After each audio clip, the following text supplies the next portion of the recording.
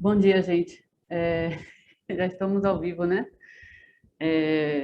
Bom dia. Nós vamos começar hoje, vamos dar início ao segundo dia do Quarto Enéia, né? A gente teve um dia bastante interessante ontem, com muito debate, terminou com bastante debate, né? Então eu vamos começar, né? A gente tem uma mesa muito interessante agora de manhã. A gente vai debater o tema. A maioria dos trabalhos trata o tema de tectônica, né? O subtema de tectônica, mas também temos trabalhos que trabalham com a questão das tecnologias digitais, né? E estrutura. Então, eu vou apresentar rapidamente os autores, a gente vai assistir ao vídeo, né, da apresentação desses autores e voltamos aqui para o debate com os autores, né? Então, o primeiro trabalho é um trabalho do Fúvio Teixeira de Barros Pereira, né, que chama A Estrutura como Geradora da Forma Arquitetônica, uma experiência didática. O Fúvio é professor na Federal de Campina Grande. O segundo trabalho é da nossa querida Marina Borges, né, e do nosso querido Roberto Santos, Conversas entre Arquitetos e Engenheiros no Ensino de Projeto. Marina, o Roberto é professor no UFMG e Marina se doutorou no UFMG, né, Marina? E hoje ela dá aula, acho que você dá, é arquiteta da prefeitura. Marina, professora na PUC Minas, não. Isso, PUC Minas. Eu estava lembrando se era da Elisabel Hendricks também. Não. Não, professora na PUC Minas. Desculpa. É que aqui estava escrito no roteiro, estava escrito ainda como doutoranda, né? Que a gente começou atrás. O terceiro trabalho é um trabalho de Eveline Costa e orientado, né? Com a autoria com José Sanches, né? Professor na UNB. A Eveline é professora na Unemate e mestre ou se mestrou, já é mestre pela UNB, né? Depois você me corrige ele no debate. E chama-se Inovações Pedagógicas à Luz da International Conference Structures and Architecture. E o quarto trabalho é de Camila Rezende e da professora Maísa Veloso. A Camila é doutoranda, mas acredito que ela é professora em um curso de uma escola de arquitetura em João Pessoa. E o trabalho chama-se Modelos Físicos como Estratégia para o ensino qualitativo de estruturas no âmbito do ateliê de projeto de arquitetura. O quinto trabalho, por isso que vai ser uma longa mesa, né? Por isso que a gente tem 2 horas para debater bastante. Processo de concepção estrutural no projeto arquitetônico em escritórios de arquitetura da região de Grande Vitória. É o trabalho da Sabrina Rodrigues Margoto e da Elizabeth Jungs. A Elizabeth é professora no Departamento de Engenharia da Federal do Espírito Santo, desculpa, gente. E a Sabrina é graduanda, ou já está graduada, né? E, por fim, o último trabalho é do meu querido colega, que já foi professor aqui também de tectônica, né? O Paulo Silva Souza, e das alunas que já são formadas aqui na UFPE, né, a Tatiane Silva e a Maria Clara Carvalho, que vão falar sobre o projeto integrado entre engenharia e arquitetura, o concurso Ousadia da Ubracon como boa experiência. Então, a gente vai assistir agora aos vídeos, né, e pronto. E daqui a pouco a gente volta. Até já, gente.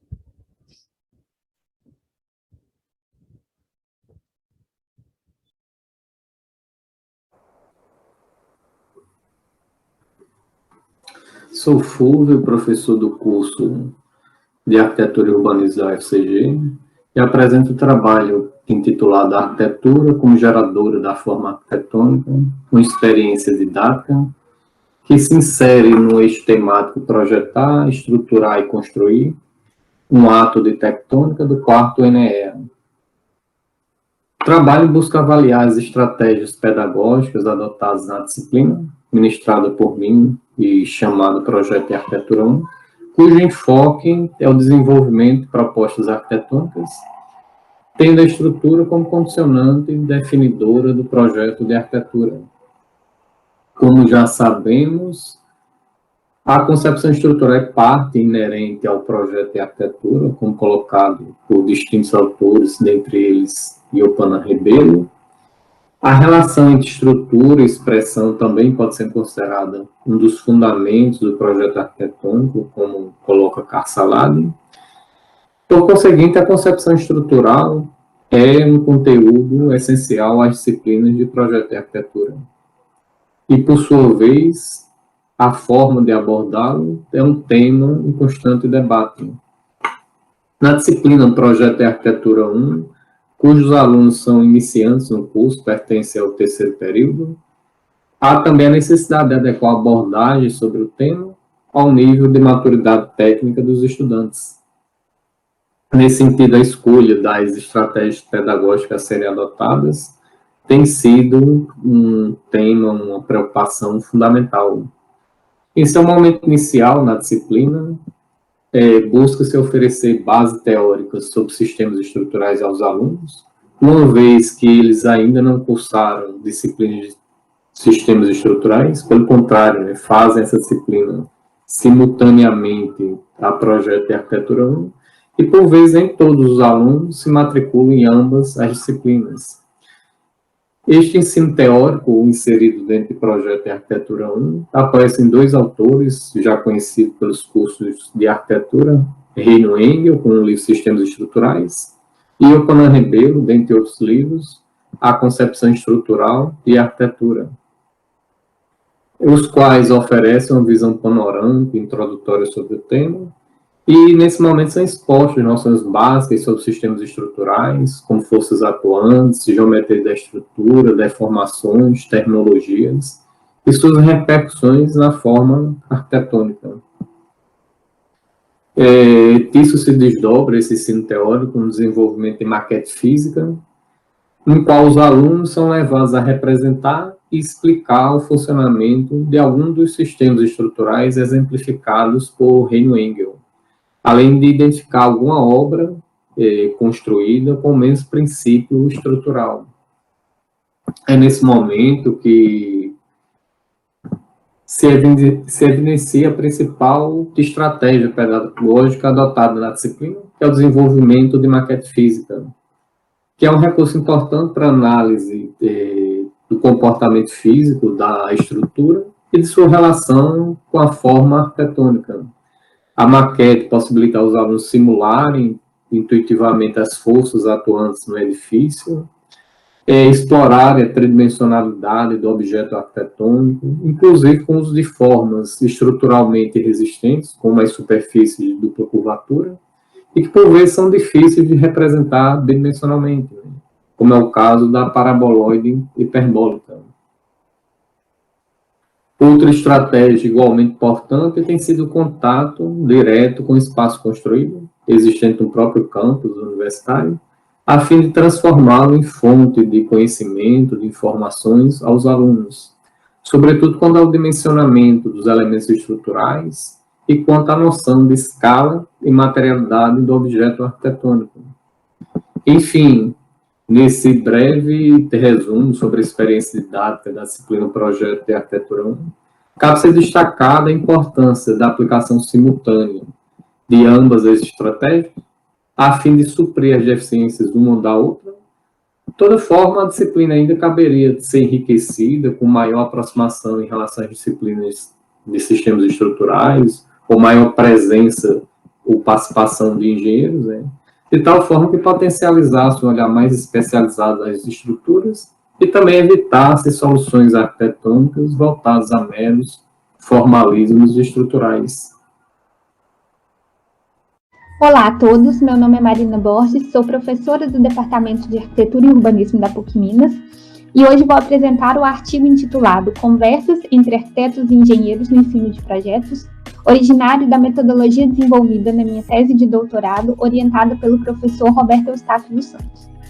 Neste trabalho, tivemos como hipótese o papel exercido pelo ensino de estruturas como uma peça-chave para que os estudantes de arquitetura pensem nas relações entre forma, materialidade e tectônica, buscando um ponto de convergência entre as disciplinas de projeto e estruturas, cuja falta de organicidade só acentua a fragmentação entre projeto e construção. De acordo com Frampton, essa fragmentação corrobora a um pensamento projetual atectônico, o que favorece uma aplicação simplista da técnica e a geração de imagens da moda. O ensino de estruturas na arquitetura não é um fim em si mesmo, como nos cursos de engenharia civil. Ele deve ser um meio para que os estudantes pensem na tectônica da forma. Com disciplinas focadas majoritariamente em aspectos quantitativos, estas são demasiadamente abstratas e não instrumentam os estudantes com ferramentas adequadas para se apropriarem da relação entre o comportamento do material e o sistema estrutural desenvolvido.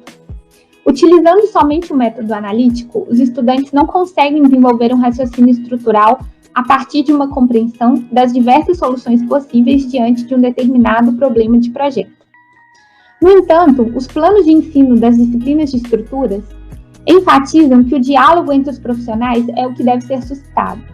Porém, na prática de ensino, estaria ocorrendo efetivamente este diálogo? Para realizar esta análise e propor um modelo de hibridização entre as disciplinas, propusemos como método o modelo conversacional de Paul Pangaro, baseado nos conceitos desenvolvidos pela teoria da conversação do ciberneticista Gordon Pask. Neste modelo, os participantes devem abrir um canal de conversa enviando uma mensagem inicial que seja de interesse comum.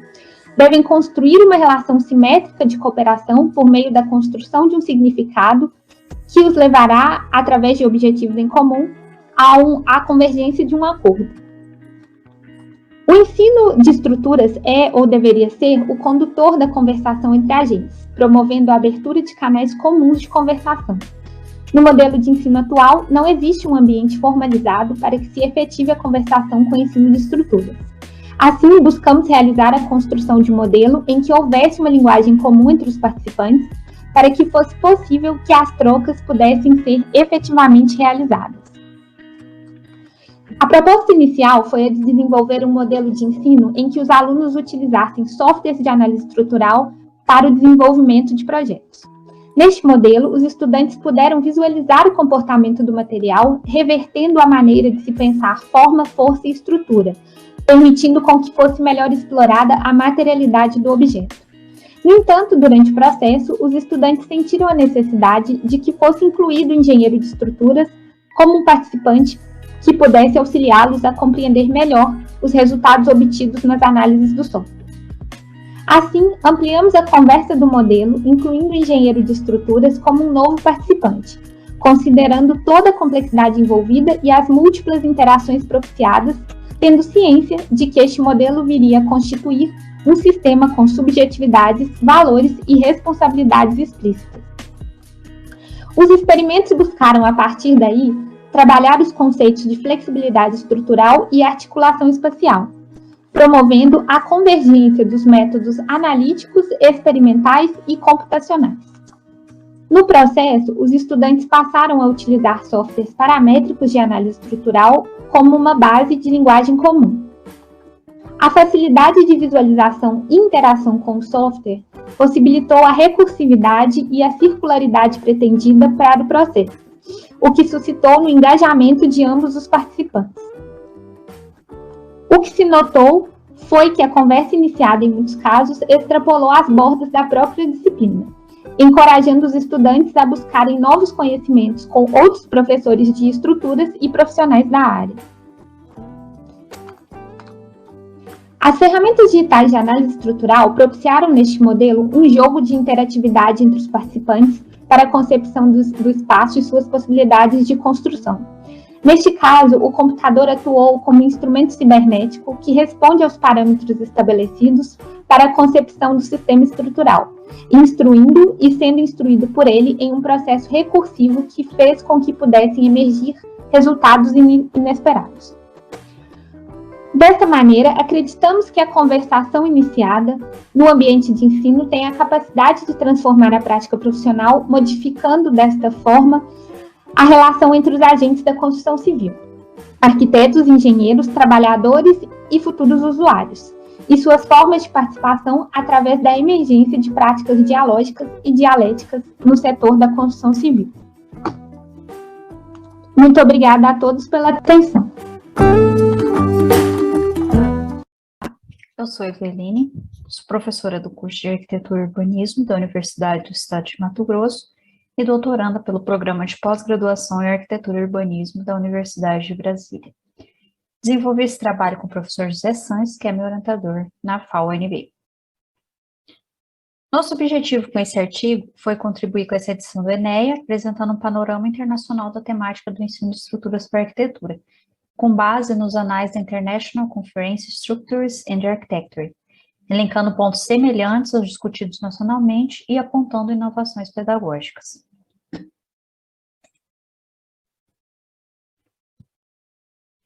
A International Conference Structures and Architecture é um evento trienal que ocorre desde 2010 e o objetivo é estimular o projeto inventivo e criativo de estruturas arquitetônicas e persuadir arquitetos e engenheiros estruturais a colaborar com esse processo, explorando juntos novos conceitos, aplicações e desafios.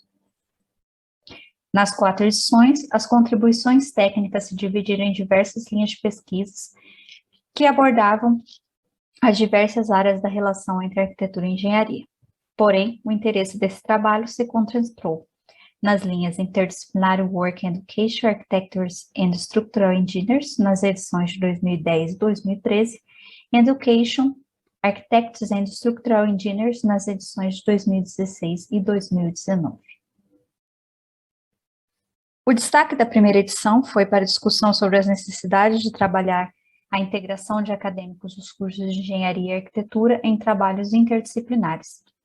O MIT e a California Polytechnic State University realizaram mudanças no currículo dos cursos de arquitetura e engenharia, integrando a uma mesma disciplina acadêmicos de arquitetura e engenharia, em uma tentativa de promover a formação para o trabalho integrado. As imagens são exemplos dos resultados dessa integração. Na edição de 2013, o destaque vai para a simulação computacional sendo utilizada associada a estratégias pedagógicas já conhecidas, como modelos físicos e modelos em escala real. Nas imagens, temos o uso de estratégias de form finding, associadas à integração de alunos de engenharia e arquitetura na California Polytechnic University, e ao lado, a montagem de uma estrutura em tamanho real na Norwegian University of Science and Technology. O que se repetiu na edição de 2016 foi o ensino baseado em modelos físicos. A construção de formas estruturais em modelos reduzidos ou em escala real é vista acompanhada de outras estratégias pedagógicas, como associação a softwares de análise de esforços para que seja possível a visualização das deformações. A estratégia pedagógica de ensino interdisciplinar é apresentada novamente, no entanto, associada a um aumento das experiências de ensino com o uso de ferramentas digitais. Nas imagens, vemos o uso de modelos físicos na disciplina de projeto, desenvolvido na Université Libre de Bruxelas, e o exercício de Form Finding na Universidade de Oregon. Na edição de 2019, são apresentadas experiências de ensino utilizando modelos físicos, porém agora impressos em impressora 3D. A abordagem de ensino por meio de disciplinas interdisciplinares também se repete nessa edição, com experiências que vincularam academia e indústria, unindo uma equipe multidisciplinar de estudantes para construir um projeto real. A primeira imagem retrata essa experiência nas universidades de Filadélfia e Thomas Jefferson. Outro destaque dessa edição foi a da Universidade of Corunha, que implementou o uso de ferramentas paramétricas para estudo e análise de estruturas de edifícios. O conteúdo de estruturas é ministrado em uma disciplina de projeto estrutural no 5º ano do curso. Para isso, houve uma mudança na estrutura pedagógica do curso, inserindo conteúdos de modelagem paramétrica e digital já nos primeiros anos. Na segunda imagem, vemos o trabalho de uma acadêmica do 5º ano que remodelou o Estádio Olímpico de Munique, realizando posteriormente simulações estruturais no Kangaroo Physics com o Grasshopper. Como reflexões que podem nos auxiliar nas discussões desse evento, trago, primeiro, a possibilidade de disciplinas integradas entre engenharia e arquitetura, a necessidade de inserção dos currículos de arquitetura de conteúdos que possibilitam o uso de ferramentas digitais para estudo, manipulação e simulações de formas estruturais, e a necessidade de ampliações de discussões sobre inovações pedagógicas a partir da teoria da educação, ensino híbrido, metodologias ativas, personalização do ensino e etc.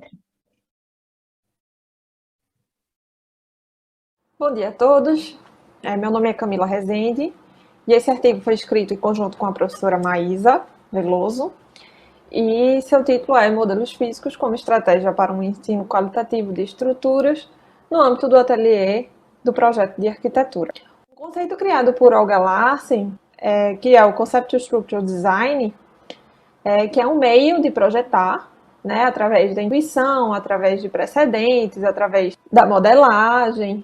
Segundo Rob Whitehead, a necessidade de transmitir as forças através de uma forma cria complicações se a geometria ideal para esta tarefa não está totalmente alinhada com a intenção arquitetônica. Por isso, surgem novas metodologias que incentivam a produção de modelos físicos dentro do processo criativo.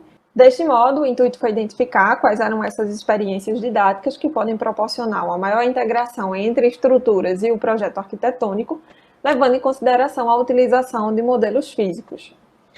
Então, a gente selecionou algumas experiências, né? Em primeiro lugar, as experiências feitas por Rob Whitehead, com as estruturas humanas e com as atividades do Thinking, Making, Breaking. Depois, as experiências com tubo de papelão, feitas na Universidade de Córdoba, apresentadas no Projetado 2017. E a arquitetura dobrável, feita por Sofia Visovic, em 2003, no seu livro. E o projeto MOLA, que é o MOLA Model, desenvolvido por Márcio Cerqueira. Seguindo a classificação determinada por Whitehead, o tipo do modelo, né, físico que pode ser aplicado dentro de sala de aula, ele cria essas estruturas humanas como um modelo confirmativo, que os alunos fazem essa brincadeira de tentar replicar o modelo. Então, dessa forma, eles podem entender essa transmissividade das forças, né, essa habilidade de passar os esforços por cada elemento e sucessivamente chegar no solo. Em seguida, tendo um modelo otimizado, então sendo um modelo generativo e um modelo também confirmativo, ele propõe essas atividades, né, que, segundo ele, se assemelham muito a um ateliê de projeto, e elas são assim intencionalmente, né, para que os estudantes possam criar as estruturas e avaliar também os seus trabalhos. Já as experiências na Universidade de Córdoba, né, na oficina de investigação do desenho estrutural, a professora ela coloca também 2 exercícios, o primeiro sendo um modelo confirmativo e o segundo também sendo um modelo otimizado. No primeiro, ela propõe a fabricação de protótipos em escala reduzida, né, essas imagens da parte superior do slide, e posteriormente, né, sendo um modelo otimizado, a fabricação em escala 1:1, segundo ela, é uma oportunidade de ensaiar esses procedimentos de projeto e que permitem também uma verificação de todos os aspectos tecnológicos. Já nos exercícios da arquitetura dobrável, né, esse processo de dobra, segundo Sofia Visovic, também sendo um modelo generativo, né, tendo algumas características como matéria e função, com os algoritmos de dobra, né, que também auxiliam nesse processo, espaços estruturais e diagramas organizacionais, né, delimitando qual é o papel de cada elemento. E, por fim, o modelo educacional, né, do MOLA Model, é uma ferramenta que busca um ensino muito mais qualitativo, né, e visual, de estruturas dentro dos cursos, e que pode também ser trazido para o ateliê de projeto. Os tópicos da discussão foram, primeiro, as brincadeiras de estruturas humanas podem contribuir para a compreensão dessa transmissão de forças, né, equilíbrio, estabilidade, rigidez, né, das peças. O processo de visualizar o colapso, né, do Thinking, Making, Breaking, pode trazer benefícios para a aprendizagem de estruturas. Os modelos em escala trazem uma maior complexidade, né, e a verificação dos detalhes tecnológicos. E, finalmente, o kit estrutural MOLA pode ser facilmente utilizado nas atividades de ateliê. Porém, outros materiais mais versáteis e manipuláveis, como o papel, por exemplo, apresentam características para um desenvolvimento mais aberto e com possibilidades de teste. Em resumo, os modelos físicos são ferramentas poderosas em se tratando do processo da pesquisa e do ensino de projeto, e tendo em vista que esses experimentos e essas metodologias de utilização de modelos físicos são também uma oportunidade de enriquecimento e aprendizagem qualitativa de estruturas e que podem se tornar também um suporte para a melhoria do ensino da concepção estrutural mais alinhado com o projeto de arquitetura. Olá, meu nome é Sabrina Rodrigues Margoto e vou apresentar o artigo que desenvolvi juntamente com a professora Elizabeth, cujo tema é Processo de Concepção Estrutural no Projeto Arquitetônico em Escritórios de Arquitetura da Região da Grande Vitória. Este trabalho foi desenvolvido por meio do Programa Institucional de Iniciação Científica da Universidade Federal do Espírito Santo e apresenta uma pesquisa a respeito do processo de concepção estrutural dos projetos arquitetônicos de edifícios de múltiplos pavimentos dentro dos escritórios de arquitetura da RMGV, mais conhecido como Região Metropolitana da Grande Vitória. A intenção da pesquisa foi verificar a existência de lacunas no ensino de estruturas na graduação do arquiteto. Ela foi realizada por meio de pesquisa de campo com os escritórios e com estudantes veteranos do curso de Arquitetura e Urbanismo da UFES, tendo como base questionários científicos. As definições a respeito do projeto estrutural envolvem variantes de cada projeto arquitetônico. Então, o papel do arquiteto é imprescindível na compreensão de todo o processo construtivo, pois é a partir dele que são tomadas as primeiras decisões da composição do projeto, influenciando o modelo estrutural. Conforme Rebelo Leite afirma, toda e qualquer forma arquitetônica para ser mantida no espaço requer uma estrutura. Portanto, a arquitetura e a estrutura são indissociáveis. Sendo assim, entende-se que a figura do arquiteto no processo de concepção estrutural é extremamente relevante. Mas, afinal, o que é concepção? Quem concebe a estrutura? De acordo com Rebelo, a forma e a estrutura nascem juntas. Logo, quem cria a forma cria a estrutura. Geralmente, a decisão do sistema construtivo é feita, a princípio, pelo arquiteto, com base em seus conhecimentos adquiridos e na vivência do próprio trabalho. Com o esquema apresentado, é possível analisar que a concepção do projeto estrutural, o pré-dimensionamento ou o pré-lançamento da estrutura fica a cargo do arquiteto. Na prática, isso facilita a elaboração dos projetos complementares de engenharia, especialmente estrutural, evitando retrabalhos. Para a construção de edifícios, a adoção de alguns dos sistemas construtivos são mais favoráveis que outros, e desde o princípio do projeto, várias questões são pontuadas na escolha de um sistema, como o custo, a mão de obra disponível, o tempo de construção e aspectos arquitetônicos do projeto. Dos vários sistemas construtivos conhecidos, o concreto armado é o mais utilizado nas construções. Na MGV, o sistema estrutural que mais se enquadra nesses edifícios é composto por lajes sem vigas. As mais adotadas são as lajes de cogumelo ou as lajes protendidas, sendo esta a última a mais comum. Isso justifica pelo fato desses sistemas permitirem maior rapidez na execução e também construção de maiores vãos flexíveis em termos de layout. Para a análise do perfil do arquiteto da MGV, que atua nessa esfera, aplicou-se um questionário científico em entrevistas com 7 arquitetos de 6 escritórios diferentes da Grande Vitória, localizados nas cidades de Vitória e de Vila Velha. Com a pesquisa dos arquitetos, obteve-se que são inteiramente ativos no processo de concepção estrutural e procuram sempre estarem atentos ao projeto junto aos engenheiros. No gráfico 1, sobre o tema de quais elementos estruturais comumente são pré-dimensionados no projeto arquitetônico, viu-se que o único elemento estrutural pré-dimensionado e comum acordo é o pilar. Contudo, relataram as lacunas do ensino de estruturas no curso de arquitetura, com conteúdos que pouco ajudaram na formação profissional, conforme mostra o gráfico 2. A maioria dos arquitetos expôs que a abordagem dos assuntos relacionados aos sistemas estruturais não é preparatória o suficiente, pois se apresenta de maneira muito mais teórica e não prática, e não oferece nenhum tipo de experiência para o meio profissional. Por último, foi realizada uma pesquisa com 24 estudantes de arquitetura e urbanismo da UFES, os quais já cursaram totalmente as disciplinas que tratam sobre sistemas estruturais e projetos. Como mostram o gráfico 3 e o gráfico 4, a maioria mostrou que as disciplinas de estrutura não dão suporte suficiente para cursarem disciplinas de projetos. E esse impasse ele é descrito por diversos motivos, como dificuldade de visualizar o conteúdo na prática, falta de noção de aplicabilidade e da falta de inter-relação entre conteúdo de projetos e sistemas. Diante das análises, conclui-se que os arquitetos eles são ativos no processo de concepção estrutural, apresentam domínio no conteúdo e participam das decisões, uma vez que o processo de concepção arquitetônica estrutural são interdependentes. Entretanto, embora hoje demonstrem conhecimentos suficientes, apontam lacunas no ensino de estruturas durante a graduação, sendo elas também ressaltadas pelos alunos da UFES com a pesquisa. Conclui-se, então, que o ensino de estruturas na academia necessita ser aprimorado, transpondo para além da sala de aula, pois muitas vezes é abordado de forma mais analítica do que prática. Uma forma de se resolver essas lacunas é por meio do conteúdo experimental, que vem a ser uma proposta efetiva de conectar o estudante com a prática construtiva. Por isso, defende-se que o ensino de estruturas dentro da graduação deve dar ao arquiteto a consciência de se formular soluções apropriadas ao projeto, assimilando a indissociabilidade dos conteúdos e a necessidade de construir um bom entendimento sobre estruturas na graduação.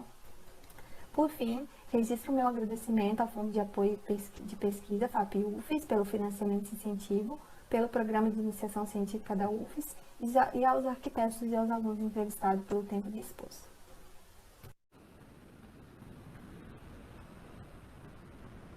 Ok, fala pessoal do INEA, tudo bem? Aqui é o Paulo Souza, aluno doutorado lá do Programa de Pós-Graduação em Engenharia Civil na UFPE, certo? Universidade Federal de Pernambuco.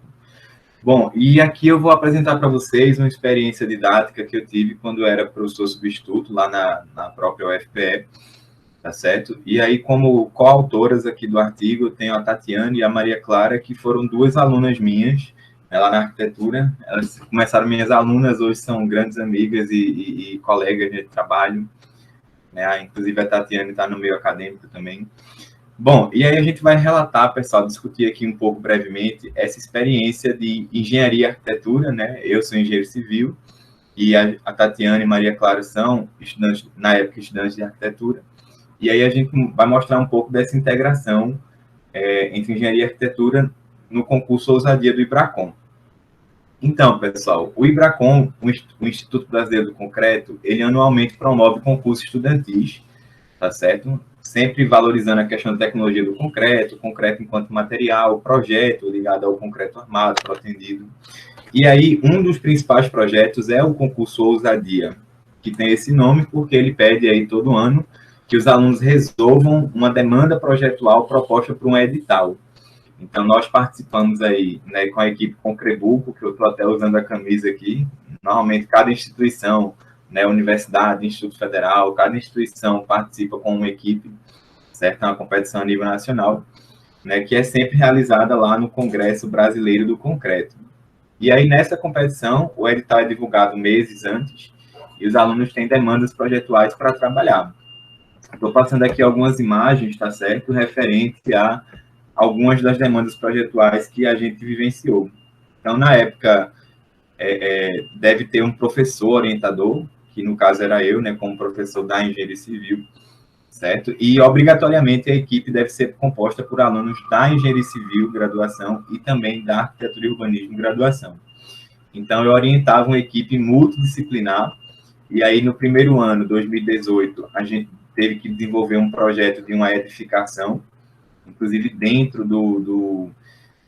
da usina de Itaipu, já que o congresso ele foi em Foz do Iguaçu, e a gente teve que desenvolver uma edificação em concreto aparente, com todo aquele conceito da verdade estrutural, com várias demandas projetuais de, por exemplo, vencer grandes vãos livres, colocar materiais pesados.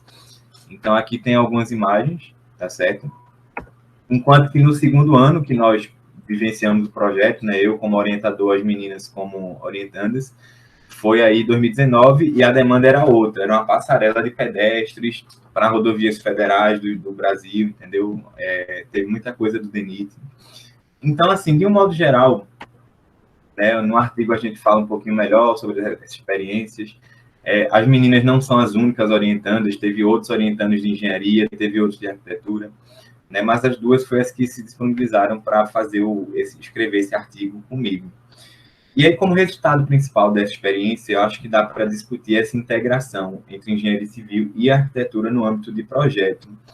Então, a gente teve que atender a demanda de um edital, então isso já foi um resultado assim, muito significativo. Os alunos, tanto os da arquitetura quanto da engenharia, desenvolveram uma maturidade projetual muito grande, além da própria integração engenharia e arquitetura, que tudo isso também desenvolveu em alunos de ambas as formações, né, uma maturidade muito maior, tá certo? E como outros resultados que eu destaco lá no artigo, a gente teve outros artigos produzidos diretamente a partir da participação lá no Congresso de IBRACON, tá certo? Então, artigos, por exemplo, em 2019, a gente produziu 2 artigos diretamente ligados né, ao concurso 2018. Então, a experiência que a gente já tinha vivenciado.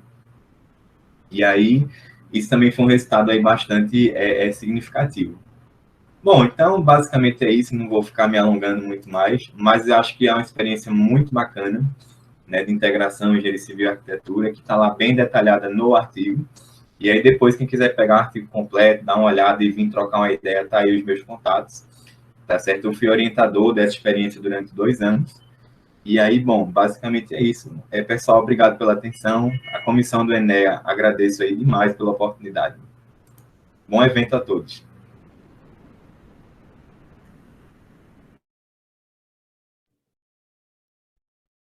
Bem, voltamos. Opa, desculpa aí.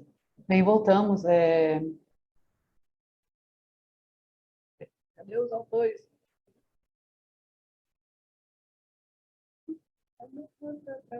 Vou para a galeria.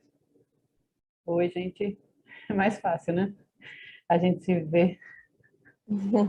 Já é difícil falar na tela, e não ter as pessoas presentes, né? Vamos. Acho que está faltando. Fúvio estava aí, né? Fúvio, Maísa, Roberto. Paulo, infelizmente, acho que ele talvez entre no final. Vai poder participar. Mas eu queria começar com uma pergunta.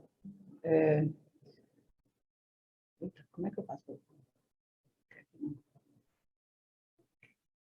Eu queria começar com uma pergunta assim é só uma pergunta de aquecimento, assim, seria para todos, assim, não para os orientandos, para a Maísa, mas para os autores principais, né, Camila, Evelyn, Marina e Fúvio e Sabrine. Cadê Sabrine? Eu vi ela ali.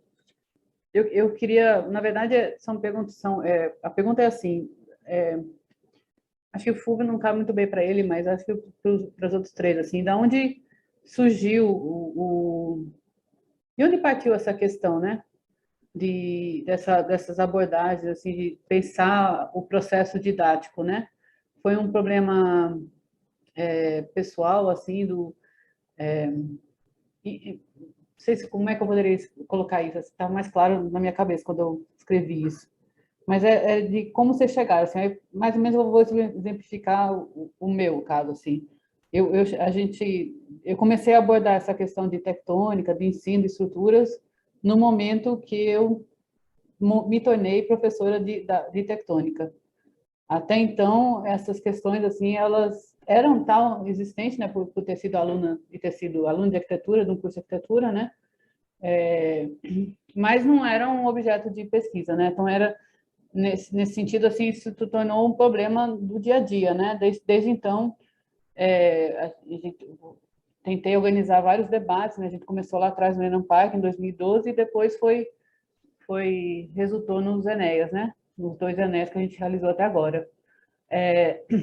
Daí eu queria entender, assim, queria que vocês colocassem um pouco isso que não está nos trabalhos, principalmente, acho que o mais interessante é o de Sabrine, né? Eu queria saber, assim, se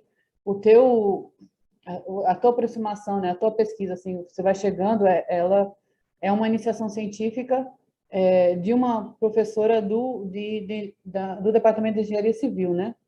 Que provavelmente ela deve dar as disciplinas de estruturas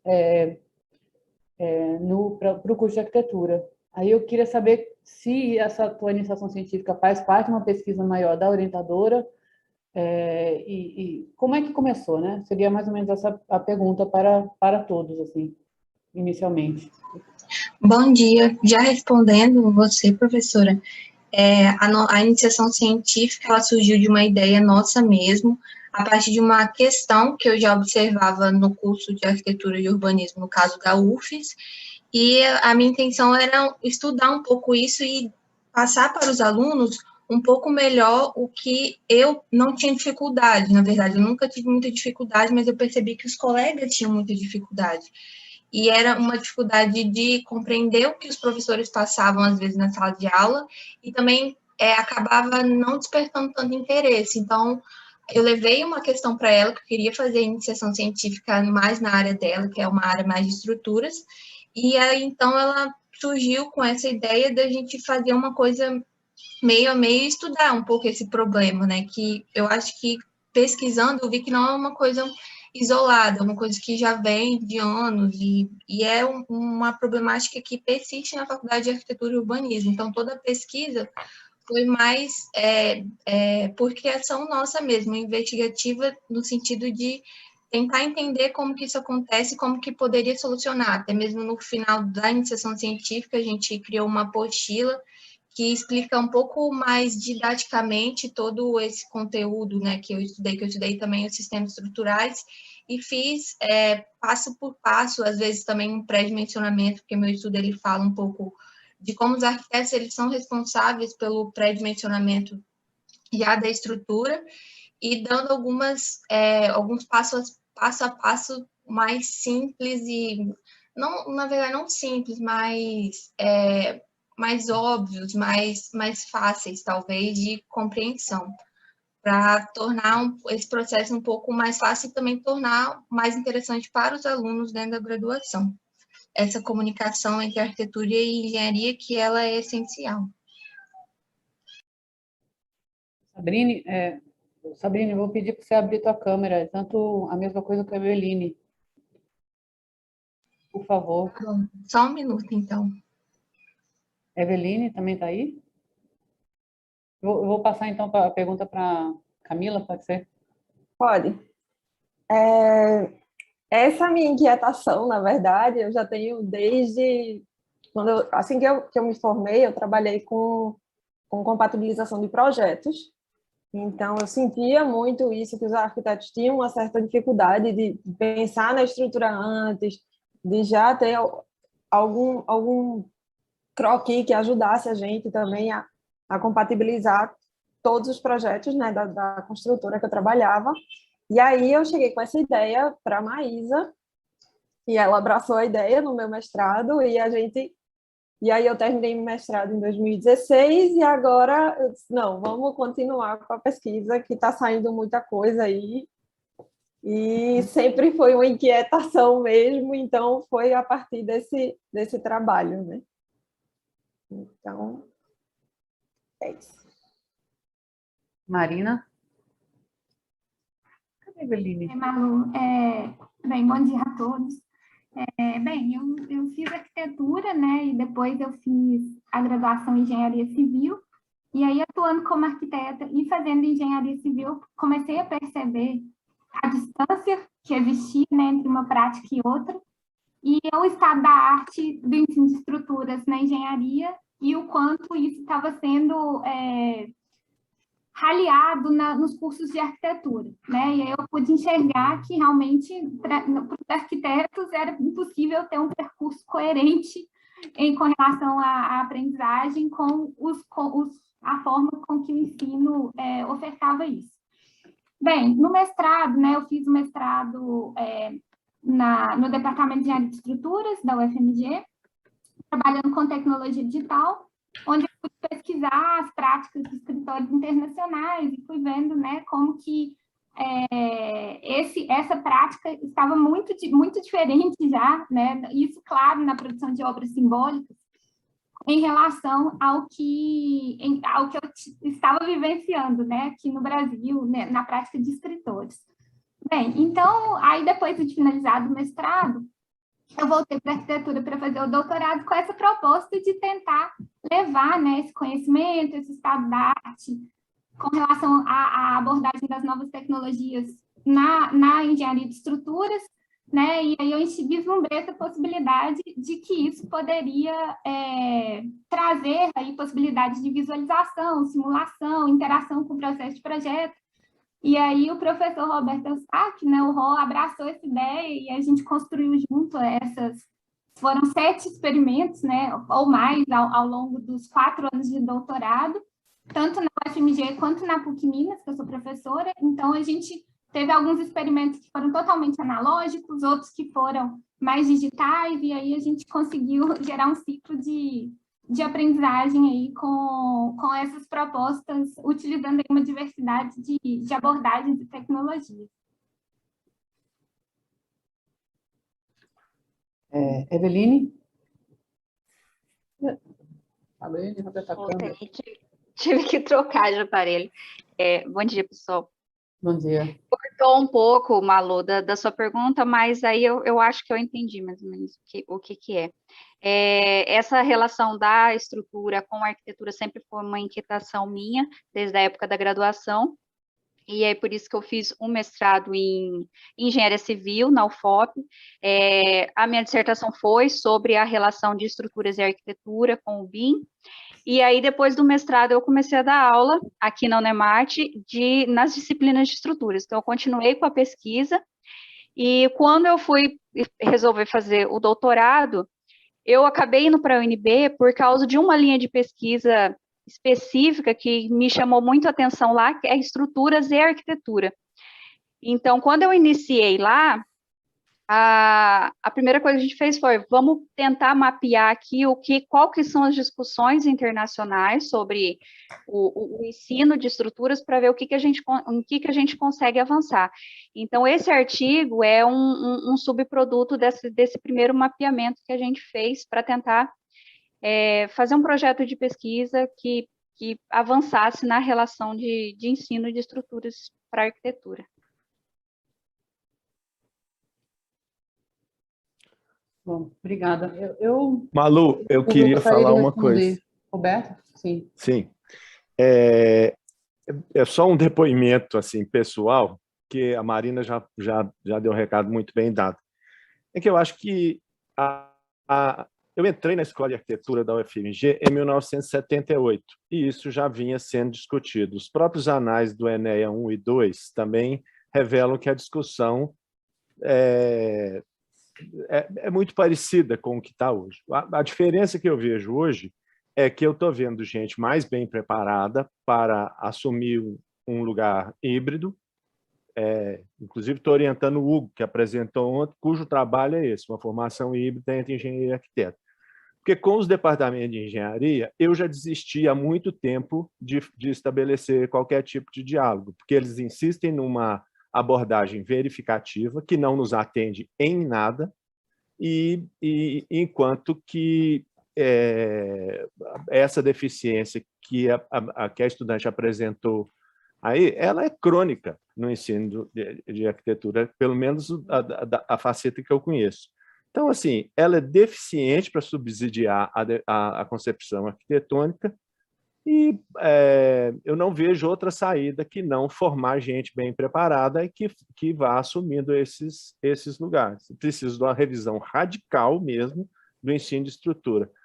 Vejo uma boa oportunidade com a mobilização do ambiente computacional, mas ele, se abordado da mesma forma com que vem sendo abordado a prática tradicional, ou seja, dentro da mesma lógica de produção que é hegemônica, não vai sair do lugar também, porque a própria lógica, a fragmentação vem daí, né? A fragmentação no âmbito do ensino, ela não sai do ensino, ela sai do mundo do trabalho. Então, era só um depoimento, desculpe aí a coisa, porque Não, foi a ótimo. coisa da Marina. Só complementando aqui o debate, de tudo que eu li, né? Porque eu já estou quase terminando também o doutorado, mas essa opinião do professor Roberto é super pertinente, não só aqui no Brasil, mas em muitos dos artigos, tanto do INCSA como já apresentaram aqui hoje, mas muita gente comenta sobre isso, essa separação com os departamentos de engenharia e que a tentativa de aproximar os conteúdos muitas vezes não dá certo, e que isso vai muito mais além de uma estruturação de currículo, sabe, de uma reforma curricular. Isso envolve muito mais pessoas do que simplesmente ou só professores de projeto ou só professores de estrutura, né? Então, e que muitos outros autores também comentam assim, a ressignificação da estrutura para os alunos. O que é que eles estão pensando sobre isso, como é que eles estão vendo esses conteúdos e como é que eles podem juntar tudo isso dentro de um processo de projeto mais integrado, sabe? E, Malu, eu vou responder só a pergunta da professora Rizali, que eu vi que ela colocou aqui no chat, foi porque eu fui aluna do Aprender na Obra, né, da UFPE, e por isso que eu terminei trabalhando com compatibilização de projetos. E, assim, para mim foi uma experiência ímpar, porque a gente, como arquiteto, a gente não tem muita oportunidade de estar numa obra, de aprender, de conviver com tudo aquilo que acontece numa obra. E é uma boa oportunidade, eu digo muito para os alunos isso, quem puder, né, passar pelo menos um semestre, corra atrás que vale a pena. É isso. Fúvio? Quer se, continuando? Bom dia a todos. Bom Desculpa, dia. inicialmente tive uma certa dificuldade de entrar no computador, estou no celular, né? Mas espero que dê para escutar direitinho. Mas minha aproximação com a parte de estrutura, além de um certo interesse pessoal, desde a época de graduação, né? Mas foi fruto também por conta que passei boa parte do tempo, uns 10 anos, conciliando a atividade de professor no curso de arquitetura, com atividade também de arquiteto no campus universitário, né, na própria UFCG. Isso muitas vezes levou até como algumas pessoas colocam, né, certos entendimentos de limitação da estrutura, do próprio processo construtivo, né, que tem um potencial tão grande e, ao mesmo tempo, tem tantas discussões acadêmicas e pesquisas na universidade, né, e nesse sentido tem um pouco essa aproximação, né, de tentar pensar que o próprio projeto de arquitetura, como era natural a disciplina, né, tivesse um rebatimento maior, um pensamento maior no próprio processo construtivo, né.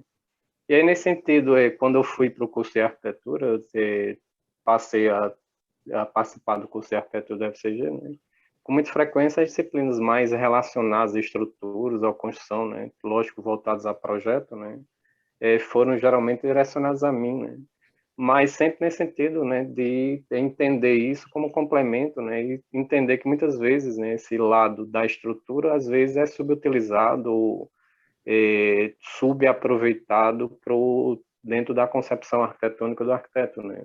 E aí, nesse sentido foi assim minha aproximação, né, pela própria experiência prática, né, ou vivência prática associada à minha vivência acadêmica, né.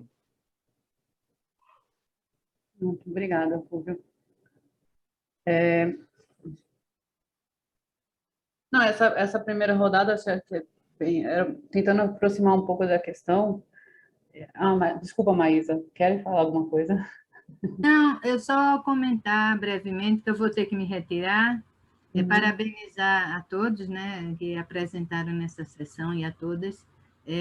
Fico muito contente de ver que existem pesquisas, né, tanto de iniciação científica, mestrado e doutorado nesse campo, que já como o professor Roberto falou, já dá um embasamento, né, mais sólido para a atuação futura nesse campo, sobretudo no campo do ensino, que é a minha área de interesse, como vocês sabem, né, do projetar. O próprio seminário Projetar surgiu no sentido de se discutir mais pedagogia, né, um pouquinho mais do ensino do projeto e formar professores, que eu acho que essa é a função da pós-graduação, né, não é só formar pesquisadores, mas professores, né, capacitados né, ao ensino.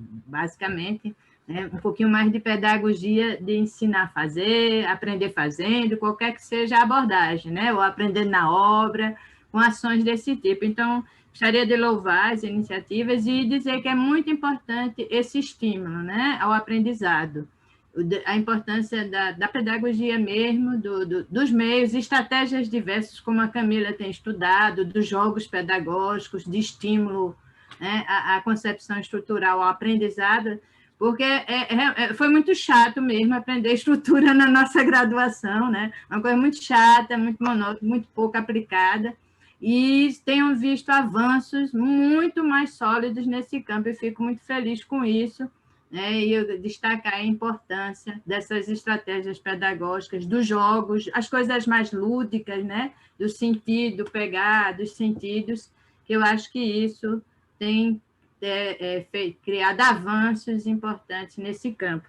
E a pergunta iria para o Paulo Souza. Achei muito, muito interessante a experiência dos concursos, das competições, né, de projeto. Achei maravilhoso, adoro concurso de ideias de estudantes.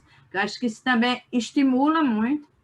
E que ele falasse, se possível, mais um pouquinho, né, dos resultados, dos aprendizados, né, que os alunos tiveram por meio dessas experiências de concursos, de competições. Era essa que eu queria perguntar. Obrigada aí. E desculpe se eu sair, tá? Eu tenho outro compromisso. Não, imagina, Maísa. Infelizmente, o Paulo não está presente porque ele está em aula, né? Ah, Mas desculpa, depois eu eu não passo, sabia, mas para depois ele. fica a pergunta para ele. Tá bom, querido. Então, tudo de bom aí para vocês. Um abraço, viu? Então, eu vou começar a aprofundar um pouco a questão. Já tem uma questão acho que eu vou passar a primeira questão que está no chat, né? Que é uma pergunta de Márcia Figueiredo, para todos, né? Vocês chegaram a acompanhar como as estratégias pedagógicas desenvolvidas reverberaram nos projetos dos alunos? Malu, se eu pudesse fazer um adendo, porque eu acho que eu poderia começar a... Eu queria fazer uma complementação ao que o Roberto já falou, o Roberto e a Camila. Tá bem. Se pudesse antes da Deixa pergunta. eu só terminar de ler a pergunta rapidinho. Tá. Ok. Então, vocês chegaram a acompanhar como as estratégias pedagógicas desenvolvidas reverberaram nos projetos dos alunos? Se sim, ocorreu alguma mudança na forma de projetar a partir dessas experiências? Acho que seria mais assim se teve alguma reverberação no projeto final, né? No TC, né? No trabalho de curso, trabalho de conclusão, TFG, TGI, não sei como é que é chamado em cada faculdade, né? Cada escola de arquitetura tem um nome diferente, mas principalmente no trabalho de conclusão, se isso reverbera nesse trabalho de conclusão. Vou passar a palavra primeiro para a Eveline. Se você puder, Eveline, você complementa, faz o comentário que você quer fazer e já pode ir respondendo, né? A pergunta da Márcia. Eu acho muito difícil a gente avaliar se essas estratégias rebateram lá no final, no trabalho de TFG, porque, às vezes, a estratégia ela é usada em uma disciplina, né? Então, a gente tem várias disciplinas. E aí, o que eu coloco que desde que eu comecei a analisar, né? Por que que a gente tem as mesmas discussões lá do primeiro Enem e a gente está discutindo, parece a mesma coisa. Então, quando a gente vai ver essas experiências dos professores de estruturas, elas são muito de uma disciplina. Então, no desenvolvimento desse artigo, olhando experiências fora, eu vejo que eles foram além. Então, saíram dessa experiência única em uma disciplina e foram para uma experiência institucional. Então, acho que o nosso grande problema é institucional, porque a gente não tem um programa de ensino, um programa de formação que seja contínuo. Então, ontem, o Gabriel fez uma apresentação sobre que era um trabalho sobre inserção de parametrização lá para uma disciplina de estruturas. E aí ele menciona que ele teve muita dificuldade porque ele tinha que começar a ensinar parametrização. Então, não tem essa continuidade. Então, parametrização, a gente fosse trabalhar com parametrização, deveria ser abordada já nos primeiros semestres. E a dificuldade de fazer essa integração arquitetura, engenharia e indústria, que foi o que o Roberto colocou também, e é o que eu vejo como inovação nas experiências internacionais. Fazer essa integração. Então, a gente não vai ficar ensinando projeto de estruturas aprofundado para os estudantes de arquitetura, mas a gente vai trazer quem está estudando engenharia civil, quem vai fazer os projetos estruturais, a gente vai estar trazendo para dentro do curso de arquitetura e fazer essa integração. Então, algumas das experiências que eu trago no artigo traz alguns relatos da relação de disciplinas integradas entre arquitetos, engenheiros civis e também profissionais da indústria. Então, o que a gente precisaria avançar, de repente, seria nisso, porque a gente avaliar lá no final se a minha disciplina, então, eu sou professor de sistemas estruturais, que é concreto. Aí, na minha disciplina, eu promovo metodologias diferenciadas de ensino, mas só na minha disciplina. Então, o aluno vai para a disciplina de estruturas em madeira, ou vai para a própria resistência dos materiais, não tem como eu avaliar como foram aquelas outras, para saber como que isso rebateu na formação final dele. Então, teria que ser institucional, a análise tinha que ser institucional, acho que a construção do currículo institucionalmente, e é uma discussão muito difícil que a gente tem, principalmente quando a universidade é pública, porque tem muitos professores com preconceitos de certos assuntos, muita reserva de vaga, então não vou mudar isso aqui, porque isso é o que eu estudei a vida inteira, então eu não vou tirar isso do currículo de arquitetura, porque senão eu vou perder a minha linha de pesquisa aqui. E aí eu vi também nessas experiências internacionais, a da Corunha, da Universidade da Corunha, por que foi fácil eles mudarem o currículo, porque eles não era uma instituição privada, e eles falaram, não, agora então o que se aponta é inserir a parametrização, inserir integração, então parece que é mais fácil. Não sei, com as minhas experiências, eu acho que tem sido muito difícil a gente discutir os projetos pedagógicos de forma que ele fique satisfatório para todas as áreas. É isso.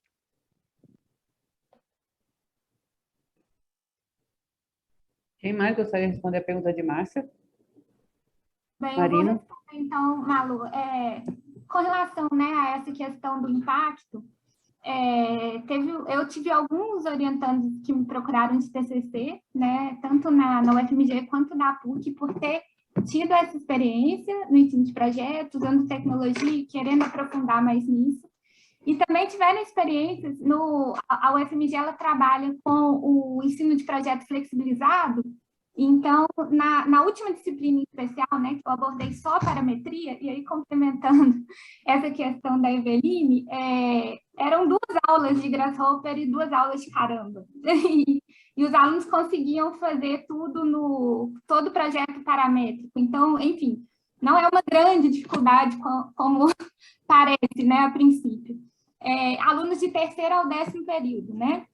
E aí, esses alunos de 3º período, muitos deles foi a primeira disciplina de projeto. E aí, como foi uma abordagem da tectônica, eles depois me procuravam falando assim, a gente está achando muito diferente as outras disciplinas, né? Depois do curso. E, inclusive, esses alunos, alguns foram até na minha banca de doutorado, 1 ano e meio depois, querendo saber quando que ia ter uma nova disciplina. Né? Mas o que eu notei de mais disruptivo é que os alunos queriam também ir para o laboratório, testar material, né? A simulação computacional, ela se conecta muito à materialidade e à fabricação, né? Então, eu acho que acabou tendo tanto os projetos de TCC também que eu orientei, essa vontade de passar pelo ciclo completo, né? De simular no software, tentar entender o material, tentar entender a construção, né? E aí esse processo ser bastante circular, né? Os alunos quererem, depois de materializado, testado na construção, retornar ao projeto, retornar à simulação, e aí isso gerar uma melhoria contínua. Eu considero, né? Aí só voltando um pouco na questão que o Rô abordou, eu não acho que é um problema de ensino de estrutura, eu acho que é uma abordagem sociológica, né, do método da Beaux-Arts, né, que a gente ainda tem muito nas escolas, que é bastante elitista, é uma formação que os arquitetos eles são formados para trabalhar com obras simbólicas. Nesse âmbito, a gente não precisa entender estrutura, né, o engenheiro vai colaborar com você, ele vai fazer o que você quer, então a gente acaba preparando os estudantes para trabalhar num campo muito elitizado, né, e não em obras ordinárias, da construção ordinária, exatamente por essa construção dos currículos muito focados, muito baseados ainda no método Beaux-Arts.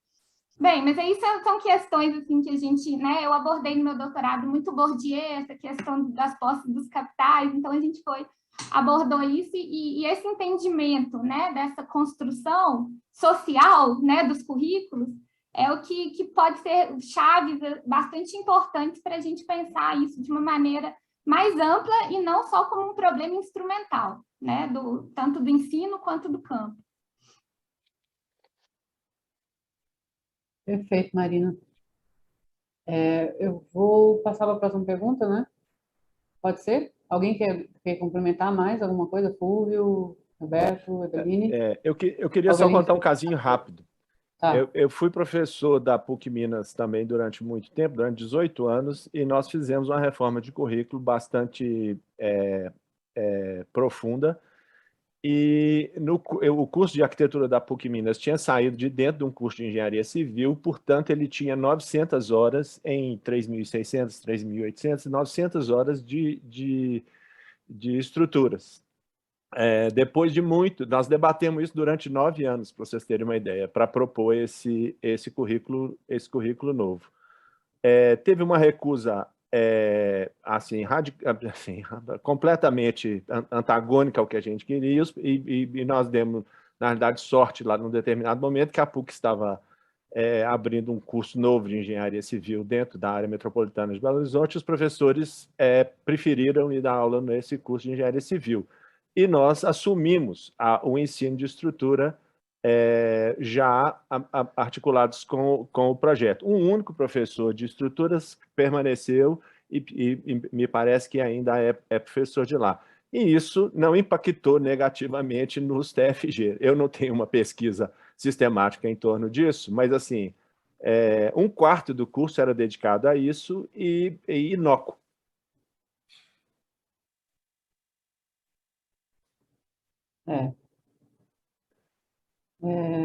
Então, eu vou passar aqui porque a gente está... Deixa eu ver aqui. Tem uma pergunta da Eliana Flame. Desculpa se eu falei errado, viu? Ah, não, ela está fazendo comentário. As reflexões são antigas.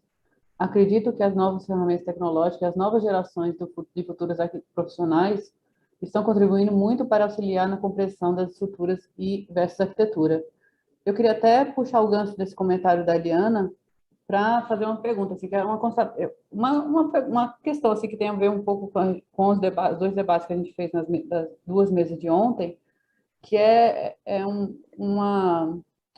mais uma constatação assim, que eu tenho feito recentemente, assim, que se for pensar quem está trabalhando com esses projetos BIM, né, as áreas, né, principalmente, né, as abordagens iniciais, né, a preocupação do BIM, e principalmente também da questão da compatibilização, ela não se origina e ainda não é uma preocupação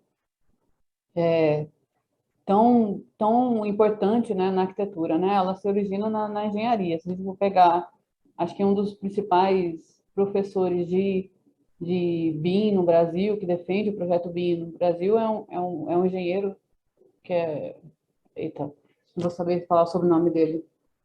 Um engenheiro professor já titular da Federal do Paraná, né?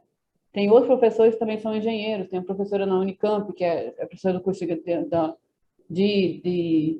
curso de arquitetura, mas ela também é engenheira. E se fosse fazer o levantamento, é um campo que nasce, assim, eu posso estar dizendo bobagem, eu estou colocando isso como discussão, assim, é uma reflexão, nasce no campo da engenharia e ainda assim é muito pouco, tem ainda pouca reverberação nos cursos de arquitetura, né? E a minha preocupação principal é pensar assim, mais nessa questão do... E aí seria uma pergunta até para a Eveline e acho que no dela e da Sabrina, acho que delas, quando ela vai estudar os International Congress, eu vejo assim que no campo num projeto BIM, o arquiteto, ele não deixa de ser esse arquiteto que, acho que foi Marina que falou, né, esse grande arquiteto das obras monumentais, e ele passa a ser uma ferramenta, um instrumento, uma pessoinha naquele quadro da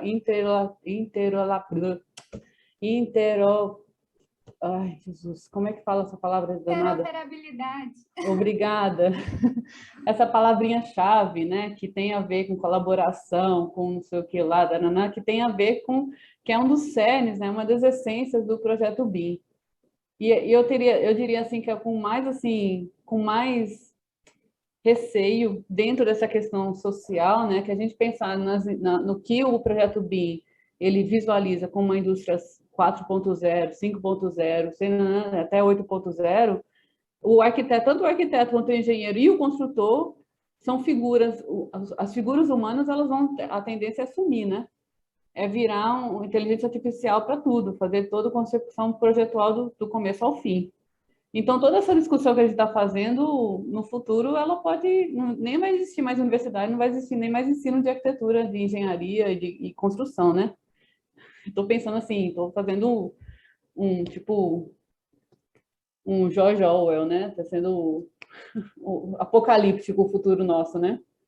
Mas é um pouco pensar isso, né? Porque isso fica claro no artigo, no trabalho de Eveline, né? Você mostra isso, né? Como começou com o modelo físico, né? Essa coisa material, presa no material, e aí quando a gente vê no último evento, né? E provavelmente no próximo evento em 2022 desse congresso, né? Ele tem cada vez mais presente essa questão da modelagem e da simulação, né? E eu vejo isso um pouco com preocupação, né? Que como a gente está trabalhando aqui, a essência é o canteiro, né? E a gente viu ontem esse contato, né, do corpo humano. Se o aluno, né, não entra em contato, não experimenta o material, não visualiza, não pega, não sente, em vez de não é só visualizar, né? Tem que sentir, tem que cheirar, tem muito mais coisa, assim. E eu acho que essas ferramentas, a parametrização, as simulações, a modelagem digitais, ela é só uma continuidade dessa cisão, né? Entre o arquiteto e o material. Então, aí talvez seja por isso que é uma preocupação mais latente para os construtores, né? Que são eles que constroem, né? Os engenheiros construtores, que tem que colocar, que vão materializar aquele projeto, e muito menos para nós arquitetos que não estão no fim da cadeia, nós não estamos no fim da cadeia, né? Nós estamos no começo dessa cadeia, aliás, não é nem o fim da cadeia, né? Pensando em ciclo de vida. Eu posso ter falado um monte de bobagem, mas é mais ou menos isso que eu estava imaginando, assim, que eu acho... ainda não consegui, é um nó na minha cabeça, que eu acho, essas coisas, essas questões, né? E eu não sei se dentro dessa questão do que Camila coloca, né, que é mais do museu físico, se dentro desse mundo que a gente está vivendo pós-pandemia ou pandemia ainda, né, porque a pandemia não terminou ainda, pensar de que hoje o aluno, eu dei já 2 semestres, os alunos não fizeram o material, né? E quando eu pedi para eles fazerem uma maquete física, eles fizeram chorando, né? Quase assim, morrendo, para cortar um papelão, né? E aí eles vão para ferramentas digital, modelagem, seja ela mais simples possível. Eles fazem isso, eu estou até surpresa, assim, que eles fazem isso com uma facilidade gigante, né? De modelar no SketchUp e fazem umas coisas impressionantes, né? Aí eu estou colocando assim, já tentando complementar isso. Eu não sei se eu acho que a gente tem que tomar muito cuidado e pensar muito bem, né? Que eu acredito que não é a solução ainda o projeto BIM, né? Para esse problema das estruturas, que é um problema antigo. São reflexões antigas, mas ela é um problema com roupagem nova, né? Não sei se é isso. O Kolarev, que ele fala tem uma previsão assim do fim da arquitetura, quando ele faz uma crítica a esse arquiteto, o artista que a gente tem, que não conhece mais os processos de construção. Só que aí ele coloca que, com o projeto digital, se o arquiteto ele não conhecer os processos de construção, ele não faz um projeto digital. Então, que esse seria o fim da arquitetura, se a arquitetura não retomasse aos mestres construtores lá da antiguidade. Então, que o projeto digital, certa parte, ele é interessante por causa disso, porque se o aluno não sabe, se a pessoa não sabe como funciona o processo, ela não faz o projeto. Um outro ponto que você colocou, que talvez possa contribuir para a discussão, é que quando entra a discussão dos processos, do projeto generativo, quando você começa a usar algoritmo para fazer simulações prévias, você tem um grupo muito grande de pessoas envolvidas, entra a discussão do direito autoral. Se é um algoritmo que está ali desenvolvendo uma forma, quem que é o autor do projeto? É o arquiteto que está usando o programa ou é o engenheiro de software que desenvolveu o algoritmo? ou é o engenheiro que desenvolveu a estrutura, então vai acabar ficando, não tem mais aquela figura do arquiteto como o principal, como o dono do projeto. Vai sendo um grupo mesmo. Então, talvez, por isso que essa discussão do fazer disciplinas integradas entre várias profissões, várias formações, talvez seria interessante, porque ia ampliando a forma de pensar o projeto também. Então, não sou eu que eu, enquanto arquiteta, que defino o que é o projeto e eu só passo para os outros resolverem o problema do projeto. Eu tenho que construir esse projeto com os demais envolvidos no processo também. Concordo. Alguém? Mais alguém? Falando só um pouquinho do BIM, Malu, porque você, né, falou, alguns trabalhos eles colocam que dentro do ensino, o BIM é muito importante, porque aí ele deixa de ser algo só entre linhas e formas e tudo mais, e passa a ser uma coisa mais construtiva, né, com elementos, né, famílias e tudo mais. Então, Picon até fala sobre um pouco disso, que a parte digital, na verdade, ela está aqui, o BIM, por exemplo, está aqui para auxiliar mais essa aproximação com o canteiro de obra, com a construção, né? E sobre a parametrização, o que eu acho bastante interessante, que é o trabalho de Marina, é que ela fica meio aqui entre o analógico e o digital, né? Então, isso eu achei muito bom na questão do ensino, porque apesar da parametrização, assim, como eu vejo, né, a parametrização dentro do ensino de projeto, tem a parte generativa, né, daquilo que eu estou gerando, a estrutura com um algoritmo e tudo mais, mas ela entra muito mais em projeto como uma parte de análise, né? Então, de você analisar, de você conseguir fazer análise estrutural, acústica e tudo de um determinado projeto, né? Tem essa parte de previsão e teste. Então, eu acho que é muito do papel do professor, porque hoje eu acredito que o modelo físico é muito mais para o ensino do que para a parte profissional, né? Porque na parte profissional a gente vê que não são muitos os arquitetos que fazem modelo físico, e como esse recurso é importante para o ensino de projeto, principalmente nos iniciais, sabe? Nos alunos de início de curso, porque, como o Gabriel Diniz, alguém já comentou aí, ele falou ontem, os alunos às vezes não têm esse preparo, né, do software, da parametrização, de saber o algoritmo, de saber como lidar com essa lógica. Então, eu acho que o modelo físico, no ensino, tanto de estrutura quanto de entender o projeto, ele entra muito mais nos anos iniciais, né? E, a partir daí, eu acho que ele poderia ser utilizado em conjunto com um projeto digital, e aí, tendo essa questão da materialidade, de pegar, de fazer, né? E eu acho que é esse o caminho do ensino, tanto de projeto quanto de estruturas, no curso de arquitetura. Marina, Roberto? Dois com a mão levantada, né? Marina?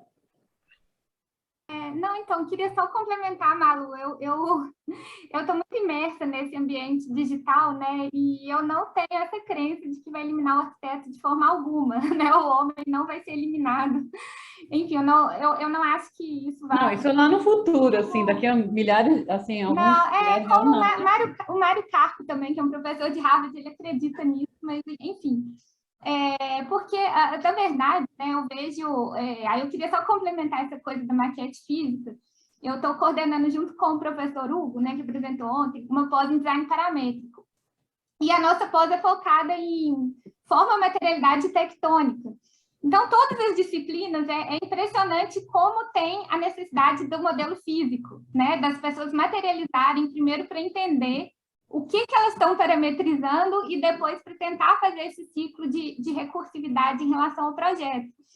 E quando você começa a entrar nisso, né, você vê que, na verdade, são ferramentas que elas saem um pouco de serem ferramentas de representação do projeto, né, e elas são muito mais processuais, né? Então, a gente sai um pouco, desloca um pouco desse paradigma lá da representação do Albert, né? Então, começa-se a caminhar para um outro tipo de processo, que se torna muito mais complexo, né, do que o simplesmente representar.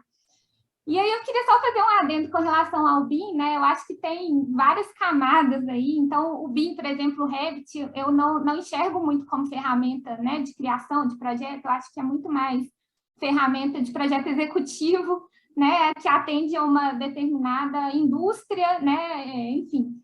Que eu acho que tem que ter um filtro aí se realmente isso é pertinente dentro do nosso setor da construção civil. Mas esses processos paramétricos, eles são muito mais de concepção, né, do que exatamente de processo executivo, né, de projeto executivo.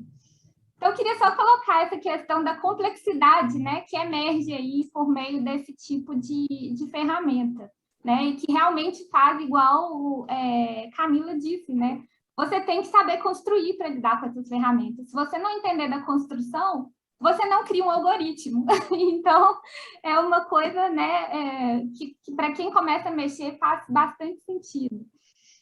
Bem, era isso. Eu queria também era complementar, que eu acho que a gente não pode esquecer, hora nenhuma, de que tudo isso que a gente está fazendo tem um pano de fundo que é o funcionamento da cadeia produtiva do espaço construído. Então, se essas novas ferramentas, novas nem tanto, mas as tecnologias, o ambiente computacional, ele abre de fato para uma linguagem comum entre arquiteto e engenheiro, e que eu possa estabelecer aí de fato cooperação e coordenação, ele também aumenta extraordinariamente o poder de controle e de subordinação do trabalho dentro dessa cadeia. Então a gente não pode perder isso de perspectiva de jeito nenhum. Então, assim, relacionado com os conhecimentos que o professor, quem está envolvido no ambiente acadêmico, como diz a professora Maísa, para além das teorias pedagógicas, a gente tem que também entender da teoria do currículo e também da economia política que a arquitetura está envolvida. A gente não pode ser ingênuo com isso, né? Isso não vai salvar o mundo de jeito nenhum. Fúvio? Tem uma afirmação do Marina que eu acho bem oportuna quando ela fala da questão social, né, que eu acho que não é simplesmente pensar obras de exceção, né, mas pensar talvez a arquitetura ordinária. Eu acho bem simbólica essa afirmação dela, que de fato, né, quando se coloca a expansão dos cursos de arquitetura, hoje em dia a gente tem cursos de arquitetura que não são mais nas grandes capitais, que os alunos dão para vivenciar grandes projetos de arquitetos consagrados, né? E hoje em dia a gente tem uma diversidade bem maior de cursos de arquitetura, às vezes implantados em localidades muito pontuais, né? Em situações muito particulares, com alunos também muito mais diversificados, né? Do ponto de vista socioeconômico. E, para minha surpresa, por exemplo, muitas vezes a gente discute as ferramentas de como ensinar o projeto de arquitetura, essa relação entre construção e projeto que é tão fundamental, né? Mas nesse semestre mesmo, dando a disciplina de projeto, né, eles precisavam fazer uma maquete física e um aluno veio me falar que não tinha dinheiro para construir a maquete dele. Né? E a gente começa a perceber que tem uma outra discussão também, que não é simplesmente as ferramentas que estão disponíveis, né, mas a condição socioeconômica das pessoas, né, inclusive nossos estudantes, né, que de certa forma nossas práticas pedagógicas ou metodologias, né, de alguma forma também tem rebatimentos, devem ser pensados em função desse universo, né? É lógico que o BIM tem assim uma perspectiva bastante ampla de colaboração entre profissionais, né? Mas não necessariamente essa é a única forma de fazer uma colaboração entre os profissionais, né? Eu fico pensando, se esse aluno tem a dificuldade de construir uma maquete física, né, por questões financeiras, imagina um computador para rodar esse aplicativo, né, esse programa de computador, né? Então, nesse sentido, talvez a grande questão, como se coloca talvez nessas disciplinas, né, o aspecto pedagógico, seja muito mais a questão do conhecimento, né? E gostava muito de uma afirmação de Albanese na tese de doutorado dela, quer dizer que cada curso, né, cada realidade específica deve procurar seus procedimentos mais adequados, né? Seja pelas suas condições de recursos humanos, seja condições de laboratórios disponíveis, né? Seja pelo perfil dos estudantes que tem. Então, tem uma certa diversidade de aspectos a ser considerados para procurar a solução mais conveniente, né? Ou mais adequada a cada situação, né? Mas, de fato, tem uma certa variável também que a gente tem que considerar, que é o perfil dos alunos, né? E aí tem situações muito particulares, né? Que nem sempre dá para contemplar com todas as formas de ensino, né? Concordo Total. completamente, Fulvio. Mas eu queria, eu vou só deixar em stand-by isso aqui, mas eu queria fazer só uma leitura, o comentário aqui do colega professor Max Andrade, né, que é colega do Departamento de Expressão Gráfica aqui da UFPE. Ele lembrou quem é o professor Sérgio Schier, né, que assim, é um professor grande defensor, né, do projeto digital da UFPR, assim, ele domina muito essa área, né? Ele não estou entrando em desméritos, são especulações, né, e teóricas, discussão para a gente pensar, né? E eu só também colocando que o Max coloca aqui também lá no, ele está assistindo a gente pelo YouTube, né? Que muita gente parece entender, eu tô lendo o que ele escreveu, né? Parece entender o BIM como tecnologia, como ferramenta, né? Para a IEA, BIM é muito mais cultura do que tecnologia. Na verdade, é uma cultura, né? Segundo o Sérgio Schier, ele defende isso como uma cultura BIM, cultura digital. E não é o BIM que vai responder aos nossos problemas, essa afirmação seria muito inocente, e compreender os nossos problemas e trabalhar de maneira integrada é um dos grandes desafios e parece um caminho bem razoável. E complementa aqui bem, aí eu acho que, na verdade, complementando o que o Max diz, é uma questão de que o projeto digital ele não é algo intrínseco, né, do arquiteto, né? Ele não é algo assim, sendo uma cultura, entendendo isso como cultura, ele é muito mais amplo, né? Claro que a gente não pode deixar de esquecer o que o Roberto colocou, mas eu acho que ele vai lidar com o edifício não como um objeto que você vai pensar, conceber, né? E quando a gente deixa de tratar o edifício, né, como até o Paulo Mendes da Rocha colocava isso, né, que o edifício deixa de ser nossa propriedade, né, o edifício, o projeto deixa de ser nossa propriedade a partir do momento que ele está construído, que aí ele tem vida própria.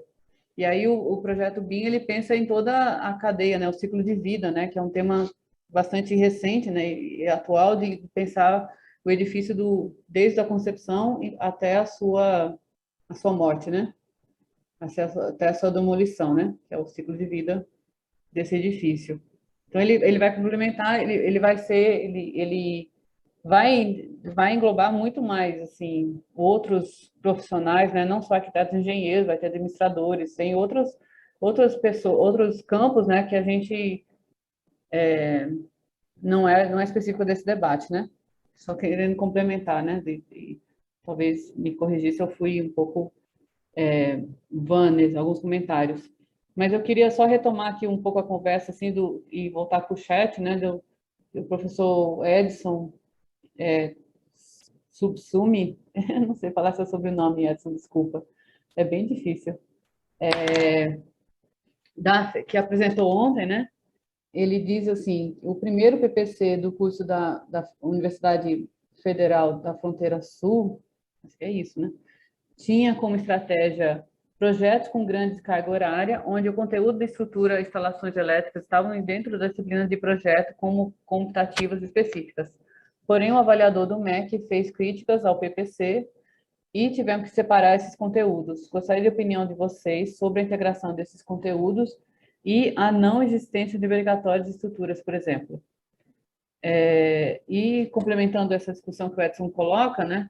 Penso que o professor Wendel, né, Wendel Diniz Varela, que é da Federal do Rio de Janeiro, penso que deve ter um momento de integração também mas também um momento de conteúdo separado. Logo, entendo que a exigência de disciplinas e estruturas é importante para a formação do arquiteto, inclusive para o atendimento às atribuições do CAL. E complementar, eu preciso ler tudo, né, gente? Desculpa. Aí o Edson respondeu aqui que esqueci de comentar que, inclusive, o conteúdo teórico era abordado dentro da disciplina, inclusive por engenheiro. Realmente, o conteúdo deve ser separado em determinados momentos, mas o questionamento é referente à possibilidade de novas abordagens e nem deram chance para avaliar o resultado do ensino, pois poucas turmas foram formadas. Eu acho que, na verdade, o que pode... a gente pode ver disso, assim, eu lembrei, quando eu estava lendo isso, eu lembrei do trabalho do Fúvio, né, que você coloca que os alunos chegam no projeto, na disciplina de projeto de arquitetura 1, né, já alguns munidos ou não com as disciplinas que são obrigatórias ligadas, né, a matemática, física, estruturas, né, introdutórias, né, que são dadas no primeiro e segundo ano, né, do curso da UFCG, né? Aí você pode, acho que seria uma pergunta até para você, não? Essa mais voltada para você, que acho que tem mais a ver com... E também acho que Sabrina, né, esses comentários que o Edson fez. E Edson, se você quiser falar, acho que a gente pode liberar o teu áudio e você falar se eu falei alguma coisa errada. Eita, agora que eu vi que estava... Desculpa. Eita, muita pergunta, gente.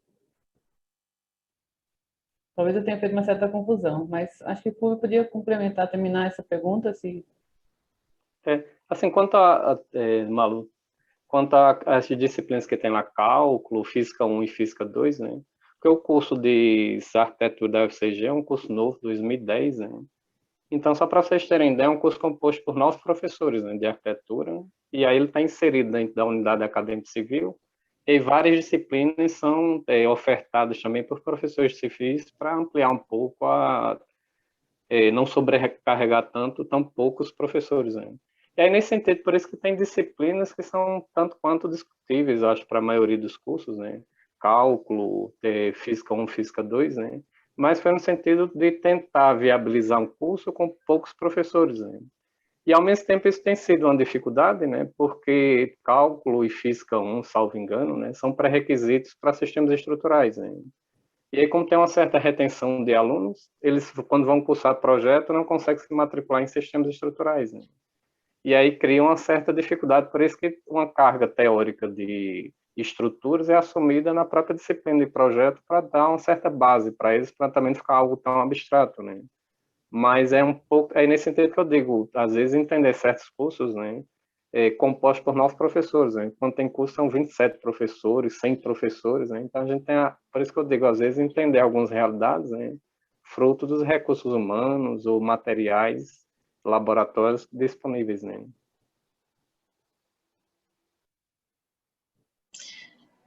Mas na minha pesquisa eu estudei um pouco de como também as disciplinas de estruturas, elas são necessárias para o arquiteto ele sair um pouco desse campo abstrato e conseguir entender como que se dá a materialidade do edifício, no caso, que minha pesquisa foi mais voltada para o edifício. Então, eu acho que entender a estrutura é muito importante na graduação, né, que eu ainda estou terminando a graduação, e a minha pesquisa junto com a professora foi nesse sentido, de como que poderiam existir outros meios para poder fazer o aluno sair da graduação e entender melhor essas aplicações da estrutura, que eu acho que não fica muito claro ainda na graduação isso. Então, acho que não seria tirar como obrigatoriedade, mas dar novas possibilidade de se entender e não ficar muito no campo matemático, porque às vezes é muito mais uma fórmula e os alunos, as pessoas, elas não conseguem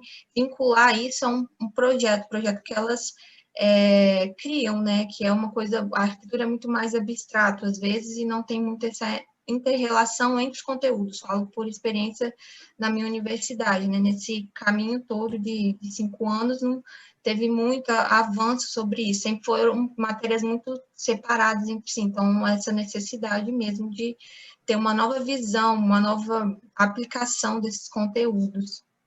E isso foge um pouco só da sala de aula, não basta ser só na arquitetura ou com os professores, ou tem que ter uma reforma mesmo como um todo, eu acredito.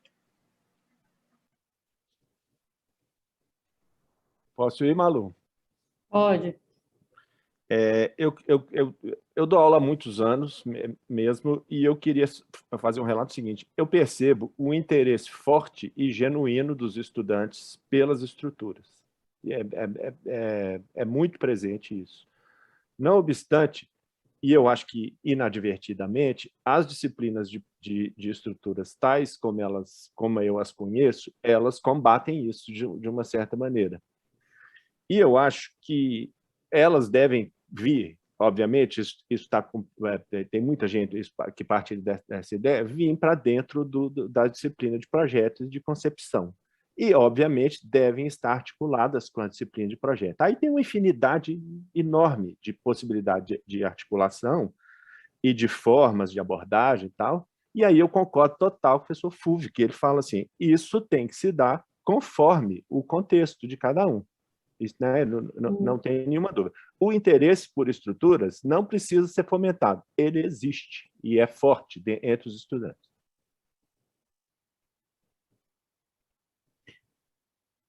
Posso falar? Oi. Pode? Quem está falando? Camila. Vai. Desculpa, Camila, vai. É difícil de sintonizar, né? Porque eu queria falar para os concentrados no debate, mas aí tem as perguntas.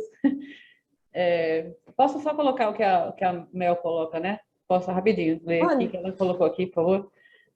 A Mel Leite coloca assim, uma contribuição importante. Aí, voltando para o debate que a gente estava, uma contribuição importante para esse importante debate é termos clareza que o ambiente construído tem e terá sempre materialidade. Isso é fato, né? Portanto, sabemos enfrentar e resolver a materialidade das ideias elaboradas intelectualmente é a razão e essência do ofício do arquiteto. E daí a formação corresponder integralmente a esse propósito. Uma distinção inicial entre tecnologia da construção e tecnologia da informação pode auxiliar na clareza do que é meio e do que é finalidade na formação do arquiteto via escola. Bem, pode falar, Camila. Só voltando ao que o professor Roberto estava falando, e que o Edson comentou também, as disciplinas de estruturas, eu acho que elas têm que ser obrigatórias. Eu acho realmente que precisa ter essa base, mas que elas precisam, em alguns casos, ser reformuladas, porque a minha área é realmente de projeto, mas como eu estudei essa integração, né, da concepção estrutural, elas precisam ser menos abstratas, né, porque a maior parte delas é pautada no cálculo. Então, eu acredito que ela precisa ser mais visual, né? Ser mais mão na massa também, e tudo aquilo que a gente já entende como uma formação de estruturas mais qualitativa, né? Então, só complementando aí o que o professor Roberto estava falando, para que haja essa junção, né? Claro que depende de cada universidade, de cada meio, mas para que exista essa junção, precisa haver uma abertura, né, dentro dos sistemas estruturais para que isso possa acontecer. Como acho que foi a Sabrina que falou aí sobre não ver essa ligação, né? Ela ainda está na graduação e ela não vê essa ligação entre projeto e estrutura.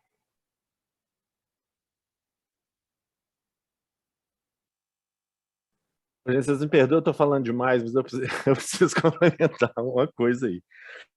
Porque eu acho que tem muitas coisas subliminares assim, que combatem a integração e a articulação entre as disciplinas.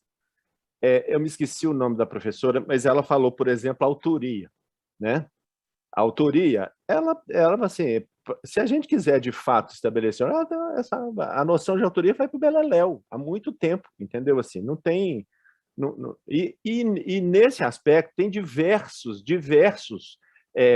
agentes e fatores dentro dos ambientes que a gente interage e age, que atuam contra isso que a gente está querendo, e eles estão lá submersos, assim, ocultos dentro dessa história. Por isso eu acho assim, a teoria pedagógica, teoria do currículo, importa para nós. Entender a economia política da construção civil, onde a arquitetura está inserida, importa também. É isso que vai nos dar essa dimensão crítica e ver, de fato, aonde é que aquilo que o bicho está pegando, como se diz por aí. Né? Perdão, gente, não vou falar mais.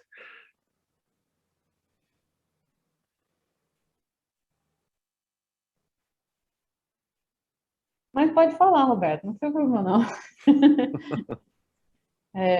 Eu ia complementar, quando eu estava lendo de Mel, eu lembrei assim que a arquitetura, a materialidade pode se perder se a gente virar um Matrix, né?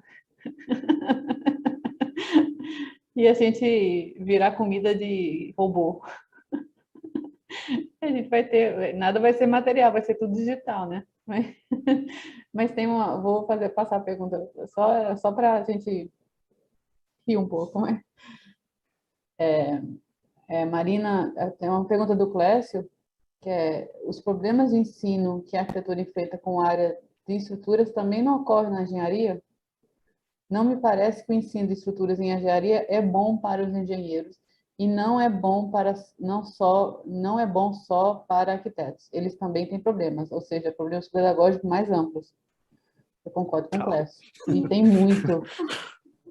Infelizmente, a gente não tem nenhum colega. Podia estar, a Sabrina podia estar a orientadora aqui, né? Mas eu sei que, eu vou até responder assim, eu sei que aqui o curso de engenharia civil, meu Deus, desculpa os colegas daqui, eu tenho colegas assim, nesses anos assim, de tentar relacionar dialogar com o pessoal da engenharia, tem colegas lá que eu consigo, tenho bastante diálogo lá, mas eu fui olhar recentemente o site, né, o currículo, a formação do curso de engenheiro civil aqui, eu se fosse estudante, eu ia pular fora, não queria não. É muito chato, muito chato. Posso fazer uma complementação, Malu? Eu participei de algumas discussões assim, de revisão de currículo de engenharia, não engenharia civil, né, mas outras engenharias. E eu questionava, mas para que tanto cálculo aqui no começo? Porque, assim, às vezes, dependendo do lugar, eu sou do Mato Grosso, então a gente tem uma deficiência na cidade de interior com relação a física e matemática básica. E aí os alunos vêm para a universidade com essa deficiência e as primeiras disciplinas que eles veem é cálculo e física. Vai falar assim, mas por que isso não pode? Porque a arquitetura, a arquitetura da Unemat, ela tirou essas disciplinas de física e matemática básica e diluiu ali nas disciplinas de estrutura, quando a gente precisa fazer uma complementação. E aí eu questionava as grades da engenharia justamente porque isso é muito pesado. Então, temos um aluno entrando ali, a gente quer que ele fique interessado, mas a primeira coisa que ele vai ver é uma disciplina que vai fazer ele reprovar 5 vezes. E, às vezes, me parece que é cultural da engenharia a questão do cálculo, que se o aluno não fizer cálculo, se ele não reprovar, Clécio, você sabe a UFOP que o pessoal falava que se não reprovasse 2 vezes 3 em pontes, não fez bem feita. Então, quando eu estudei na UFOP, o que eu via do pessoal da engenharia era isso. Vocês não reprovaram disciplina de cálculo. Eu tive um amigo que fez 4 vezes a disciplina de cálculo para conseguir passar. Então, o que está se fazendo com esse aluno também? Fazendo ele fazer uma disciplina de cálculo 4 vezes? Muitos acabam desistindo. Eu queria responder a pergunta do Clécio. Eu, enquanto estudante, né, de engenharia também, eu considero que o curso, ele é o que eu cursei, obviamente, né, ele é mais abstrato do que o da arquitetura e mais desconectado dessa materialidade da construção, né? Então, ele foi um curso muito focado em métodos numéricos, muito abstrato. Eu ainda fiz um curso noturno, né? Você imagina, contato com laboratórios também tende a ser menor, talvez.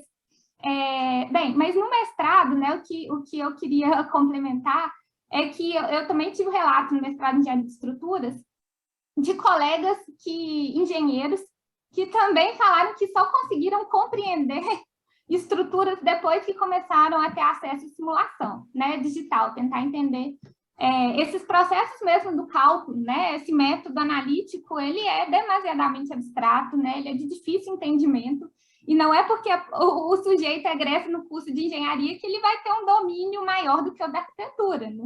Ele também tem as mesmas dificuldades com esse método. Bem, mas isso que Eveline, né, está falando sobre esse filtro da engenharia, né, que do cálculo, né, da reprovação, assim, a gente também tem esse filtro na arquitetura, né, nas disciplinas de projeto, só que é um filtro diferente, é um filtro social, né, e na engenharia o filtro, ele é do desempenho, da eficiência, né, então, enfim, isso são formas, aí, mecanismos políticos dos cursos de fazer um certo filtro dos profissionais, né, no nosso caso, a gente tem esse filtro social, né, é inegável que a gente tem os alunos que são os destaques e não é só pelo projeto que eles estão realizando, né, é todo um contexto ali que tem esse filtro. Mas isso, né, eu tive um professor de estruturas, né, um engenheiro que eu conheci, que fez parte do curso na Pont Chaussée de Paris, né, e o que ele relatou lá nesse intercâmbio, né, que a UFMG tem, é que eles têm muita história da arquitetura dentro do curso de engenharia. Então, eles tinham aula, por exemplo, com Antônio Picon, sobre história da arquitetura, sobre projeto, né? Então, a formação desses engenheiros, e aí eu acho fundamental, né, não só o curso de arquitetura se abrir para uma instrumentalização da engenharia, mas também a engenharia civil se integrar, de uma certa forma, com os valores da arquitetura, né? Porque o que eles narravam, esses engenheiros, inclusive, eu conheci num congresso chamado ISS, que eu pude ir em 2018 lá no MIT, e tinha esse grupinho de brasileiros que tinham estudado na POM, né, e não conseguiam nem atuar no Brasil, porque eles tinham uma formação muito mais ampla, de um entendimento muito maior dos valores da arquitetura, né, e aí quando você vem trabalhar como engenheiro no Brasil, te cobram uma abordagem instrumental da eficiência do lucro, né, e que não vai te exigir nenhuma abordagem integrada.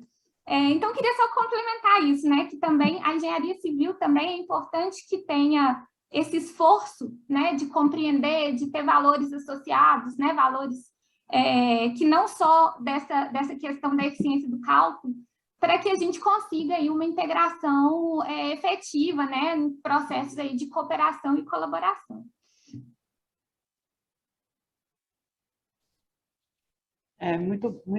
Muito bom, viu? Eu lembro só complementando essa pergunta do Clécio, que é muito oportuna, né? A gente já estamos para encerrar, mas eu lembro que lá em São Carlos, né, o pessoal, meus colegas, né, contemporâneos formados em engenharia civil, quase nenhum ia atuar com construção. A maioria ia atuar só em mercado de valores, porque eles eram melhores formados em cálculo e em, como é que você falou, verificação numérica, do que abordagem numérica, né, do que os próprios matemáticos formados que tinham lá em São Carlos, tem um instituto de matemática também, né? Então, eles se voltavam ao mercado de valores. E, claro, né, é uma área que se ganha muito dinheiro rápido, né? E aí eles conseguiam bancos, não só bancos, mercado de valores, né? Então, era a área deles. E uma outra coisa que acho que tem um pouco isso também na formação, infelizmente, o Paulo não está aqui, né? Paulo é formado no CTG aqui e acho que é filho também de engenheiro, de construtor.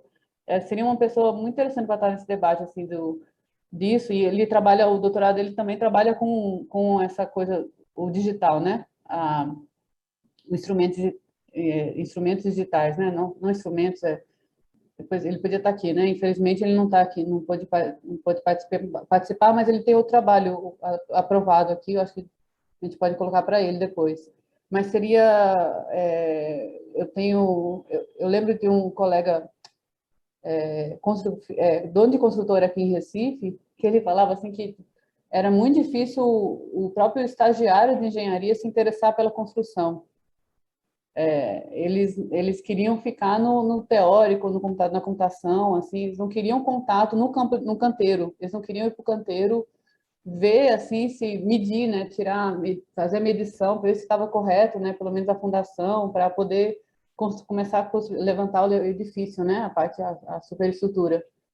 Isso há alguns anos, né, ele falava isso, assim, isso talvez seja talvez seja da própria formação, né? Consequência da própria formação, né? Você tem, não é só uma questão do campo da engenharia. Tem uma pergunta, então, um comentário do Max Andrade, né, que é meu colega, ele é arquiteto e urbanista, eu não falei isso, né, gente? Ele é do Departamento de Expressão Gráfica. Ele pergunta, a materialidade da forma é papel do arquiteto ou é função de um processo colaborativo e participativo envolvendo vários profissionais? Essa seria a última pergunta e a gente já vamos para o encerramento. Eu pedi assim, vocês podem responder, a gente pode responder, né, fazer uma rodada de resposta e depois cada um acho que poderia colocar as últimas encerrar, né? Não as últimas palavras, né? Que a gente permanece aqui no evento. Não fica parecendo. Vai para o escotejar. Brincando. Oh, Jesus. Ainda bem que a gente brinca. Não é a última palavra. Sumiu a palavra, gente. Desculpa. Vocês entenderam, né? Que eu estou querendo, né? Desculpa. Eu vou desligar meu áudio, porque senão...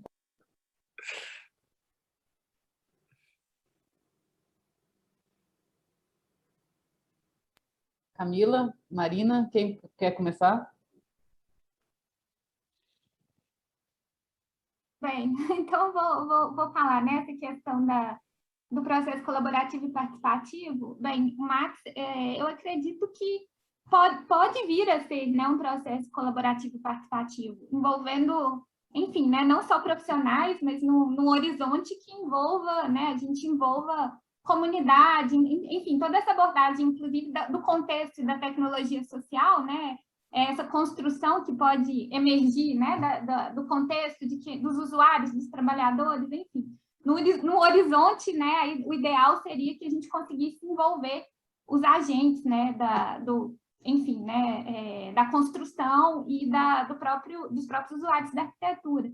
Então, eu acho que realmente essa questão de restringir a materialidade da forma, a autoria, né, isso a gente está falando de um paradigma que estamos caminhando, né, numa abordagem tectônica para que ele se dilua, né, ele não seja mais no horizonte ideal, não seja mais o paradigma que estamos buscando. Então, eu acredito que, enquanto mais a gente propiciar uma estruturação de processos para a abertura desses projetos, né, seria o ideal.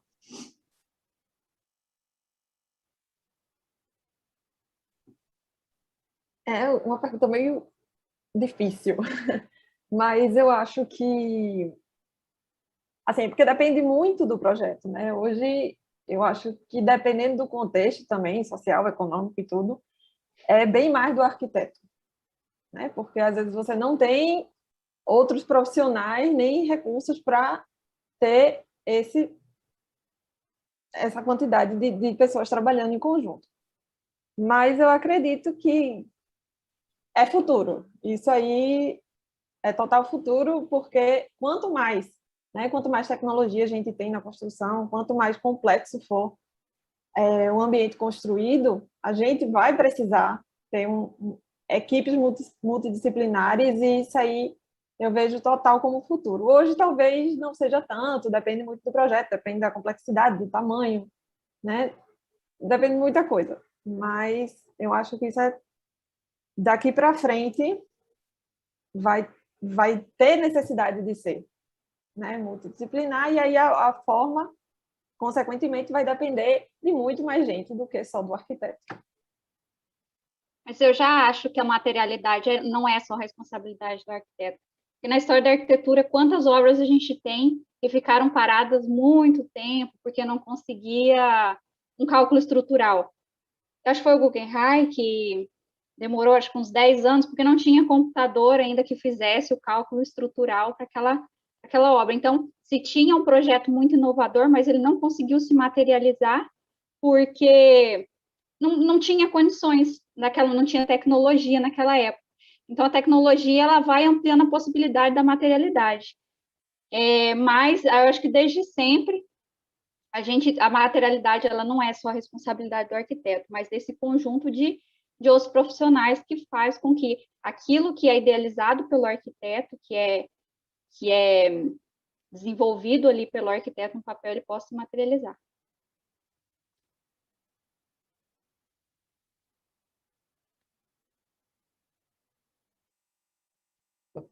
Fúvio? Assim, na verdade, separar projeto e construção, talvez para o próprio tema do evento não seja mais oportuno, né? Talvez qualquer processo de projeto, né, um projeto de arquitetura, deve pensar a construtibilidade daquele edifício, né? De tal maneira que todos os profissionais envolvidos num projeto de arquitetura, arquiteto, engenheiro eletricista, engenheiro civil, hidrossanitário, qualquer outra especialidade, né, cabe pensar o projeto dele enquanto a possibilidade de construção, né, a sua possibilidade de materialização, né.